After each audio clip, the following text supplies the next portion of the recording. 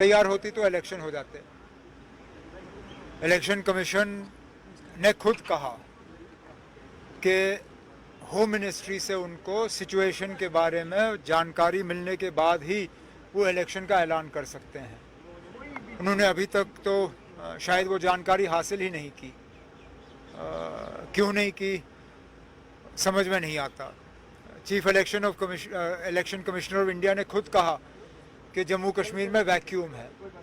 अगर वैक्यूम है तो उसको भरने का काम क्यों नहीं किया जा रहा। लेकिन मैं अब इस सवाल का जवाब अब इसके बाद दूंगा नहीं।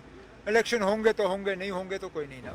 ब्यूगल कहीं बजा नहीं है और हर बार यही सवाल उठता है अलायंस अलायंस अलायंस। ना, इलेक्शन का ब्यूगल बजने दीजिए, उसके बाद बैठ के हम मशवरा करेंगे। किसी एक की राय या किसी एक का फैसला चलेगा नहीं। तमाम तंजीम के साथियों से मशवरा होगा, फिर देखा जाएगा कि सबसे फ़ायदेमंद बात क्या होगी। उसके बाद जो है हम किसी नतीजे पे आएंगे। लेकिन इलेक्शन का ब्यूगल अभी तो बजाने वाले के हाथ में भी नहीं आया है और आप हमसे सुनना चाहते हो कि हम अलायंस करेंगे या नहीं करेंगे। ना, ये कोई मकसद ही नहीं है इन सवालों का। इलेक्शन होने दीजिए, फिर देख लेंगे। हमारा जम्मू कश्मीर के बाहर है क्या?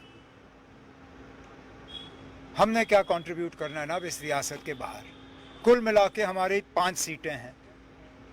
हमारी 5 सीटों पे कौन सा तूफान होने वाला है दिल्ली में? हमने तो वैसे भी बीजेपी के खिलाफ लड़ना है। बाकी रियासतों में क्या होना है क्या नहीं होना है वो दूसरी बात है। मैं वैसे भी मतलब वो ठीक है, आगे क्या। Jammu Kashmir Peoples Democratic Party की सदर महबूबा मुफ्ती ने इंतजामिया पर इल्जाम आयद करते हुए कहा है कि गरीब आवाम को तंग तलब और हिरासा किया जा रहा है, जिसकी वजह से लोग जहनी तनाव का शिकार होने लगे हैं और अपनी जान देने पर मजबूर होते हैं।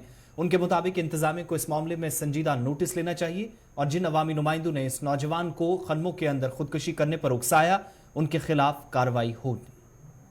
तंग किया जा रहा है जो यहाँ जो एडमिनिस्ट्रेशन के जरिए ये गरीब लोग रहते हैं यहाँ पर। रोज उनको बोला जाता है हम डोजर लेके आपके घर उड़ा देंगे, और ये जो बच्चा है ये उसी तनाव की वजह से उसी तनाव का शिकार हो गया है और इसने अपनी जान दे दी।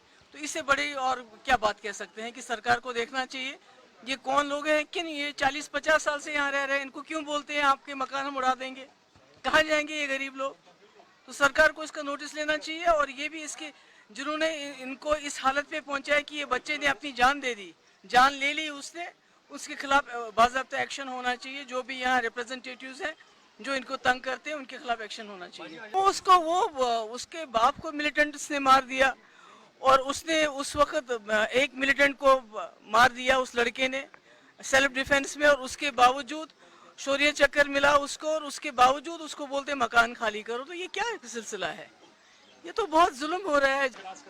यहाँ मेरे ख्याल में कुछ रिप्रेजेंटेटिव्स भी हैं जिनका हम नाम नहीं लेंगे। वो चाहते हैं कि ये लोग उनके साथ उनकी पार्टी के साथ अलाइन हो जाएं और इसलिए ये पार्टीबाजी की भी लड़ाई हो रही हो। मरकज में वज़ीर-ए-आज़म नरेंद्र मोदी की क़यादत में भारतीय जनता पार्टी की हुकूमत के 9 साल मुकम्मल होने पर मुल्क के दीगर हिस्सों की तरह आज पुंछ में भारतीय जनता पार्टी ने एक जलसा मुनक्कद किया, जिसमें जिला भर से हजारों लोगों ने शिरकत की। रैली में मरकजी वज़ीर कानून और इंसाफ अर्जुन राम मेघवाल मेहमान खुसूसी के बतौर मौजूद थे और उन्होंने मरकजी हुकूमत और वज़ीर-ए-आज़म नरेंद्र मोदी की कामयाबियों का भी जिक्र किया है। इस मौके पर उन्होंने कहा कि वज़ीर-ए-आज़म ने तकरीबन 100 ऐसी स्कीमें शुरू की हैं जिसका फायदा बराह रास्त आम या गरीब लोगों को मिला। उनके मुताबिक मरकजी हुकूमत की जानिब से और वज़ीर-ए-आज़म ने बदनवानी का मुकम्मल खात्मा किया और हुकूमत की तरफ से दिए गए फवाइद बराह रास्त आम शहरियों तक पहुंचे, जहां बैंक खाते खुले, जिससे कई इलाकों के अंदर या कई हिस्सों में बदनवानी मुकम्मल तौर खत्म हुई।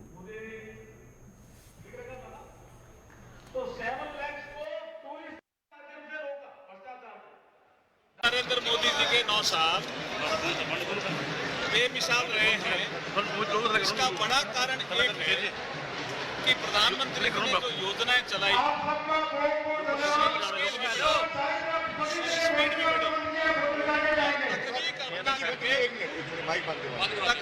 रहे हैं वो बेमिसाल रहे हैं। उसका कारण सेवा उसमें कोर सब्जेक्ट है, कोर सब्जेक्ट है और गुड गवर्नेंस उसमें कोर सब्जेक्ट है। आप देखेंगे कि यहाँ भी जो टनल बन रही है वो हमारे डेवलपमेंट और गुड गवर्नेंस का बेहतरीन।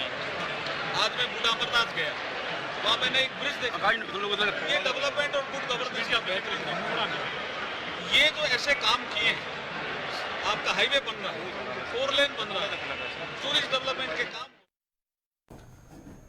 उर्दू खबरनामा जारी रहेगा, वक्त छोटे से ब्रेक का है, हमारे साथ रहिएगा।